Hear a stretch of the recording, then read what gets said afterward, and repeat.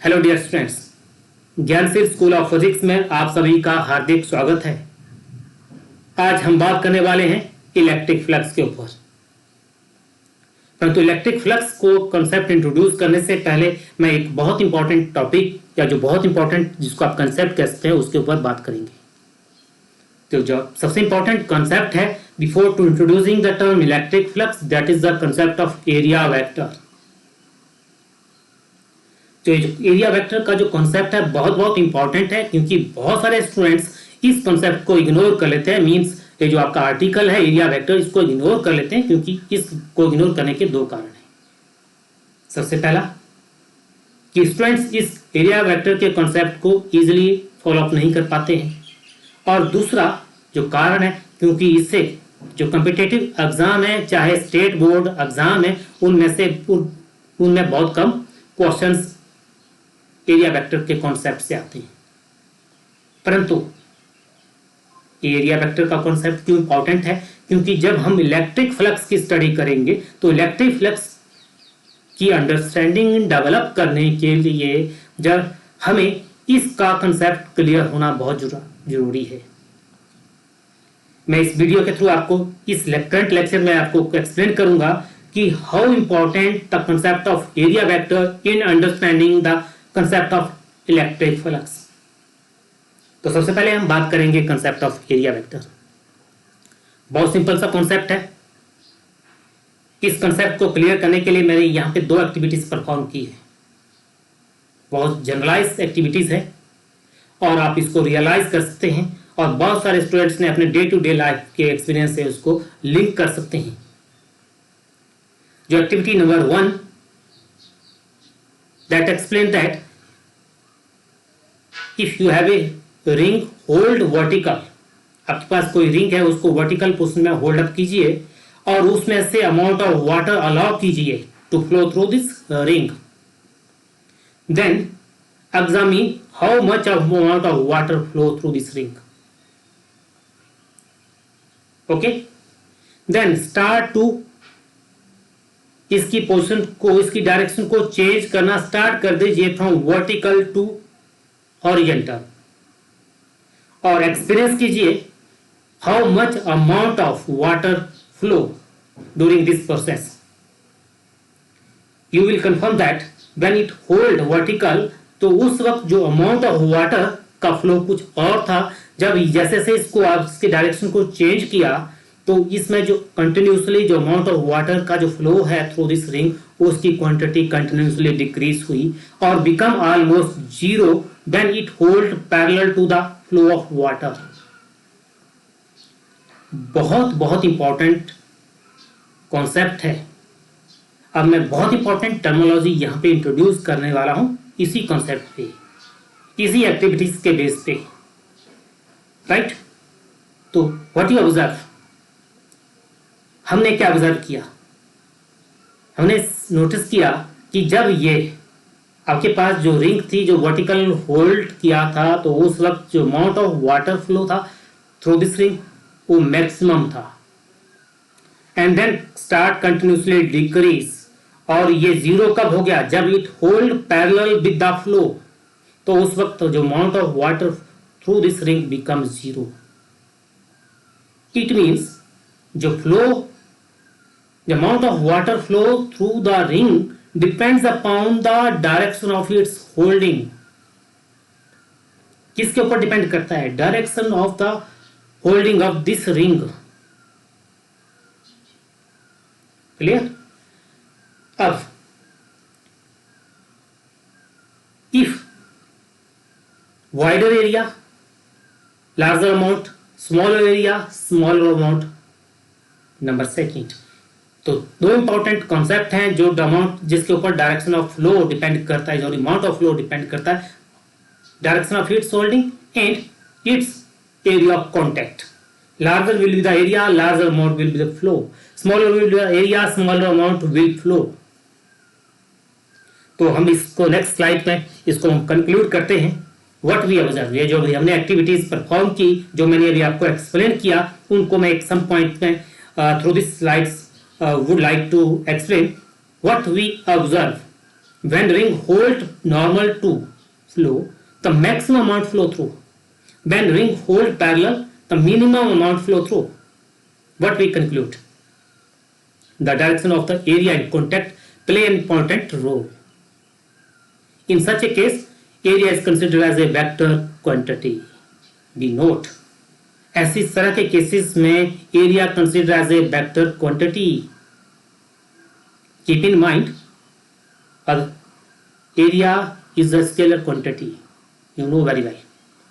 Area is a scalar quantity, but in this case area is considered a vector quantity क्योंकि जो direction of या जो amount of flow depends upon the direction of its holding. Holding means कहने का मतलब ring की direction, किस direction में हमने उसको होल्ड किया है उसकी डायरेक्शन पे डिपेंड करता है. तो इस केसेस में हम एरिया को कंसीडर करते हैं एज ए वेक्टर क्वांटिटी. तो this is the main basic concept. और इसके बाद हम इसको कैसे लिंक करेंगे इलेक्ट्रिक फ्लक्स के ऊपर, तो वो भी मैं आपको एक्सप्लेन करने वाला हूं जब इलेक्ट्रिक फ्लक्स के ऊपर हम बात करने वाले हैं. तो नेक्स्ट जो हमारा जो कॉन्सेप्ट रहेगा वो इलेक्ट्रिक फ्लक्स पे रहेगा. तो इलेक्ट्रिक फ्लक्स का जो कॉन्सेप्ट इंट्रोड्यूस करने से पहले तो सबसे पहले मैं एक आपका डिक्शनरी, इंग्लिश डिक्शनरी का मीनिंग फ्लक्स को एक्सप्लेन करना चाह रहा हूं क्योंकि हम बात करते हैं इलेक्ट्रिक फ्लक्स की. तो सबसे पहले मैं क्लियर करना चाह रहा हूं कि फ्लक्स क्या होता है. या किसी भी आप इंग्लिश डिक्शनरी को ओपन कर लीजिए और वो का मीनिंग आप उसको सर्च आउट करेंगे तो यू फाइंड आउट दैट. तो flux is simply flow of some kind. किसी भी चीज का फ्लो, किसी भी चीज का फ्लो एक पर्टिकुलर डायरेक्शन में, दैट इज कॉल्ड फ्लक्स. किसी भी चीज का flow in a particular direction is called flux. Okay, अब हम किसी भी चीज को लेते हैं. मैंने यहाँ पे कुछ एग्जांपल्स लिए हैं. जैसे हम बात करते हैं water flux, water flow, flow of water को water flux, flow of air को air flux, and flow of electric lines called as electric flux. ये बहुत जनरलाइज स्टेटमेंट्स हैं. Water flux, flow of water, air flux, flow of air, and electric flux, flow of electric lines. But अब हम electric flux को explain करने जा रहे हैं in the point of view of physics. अब फिजिक्स में आपको एक बाउंडेशन दे दिया गया कि how much amount of electric lines flow through a unit area. क्योंकि यहां पे एरिया बाउंड कॉन्सेप्ट है. How number of electric lines passing through a unit area, that's called electric flux. Very very important.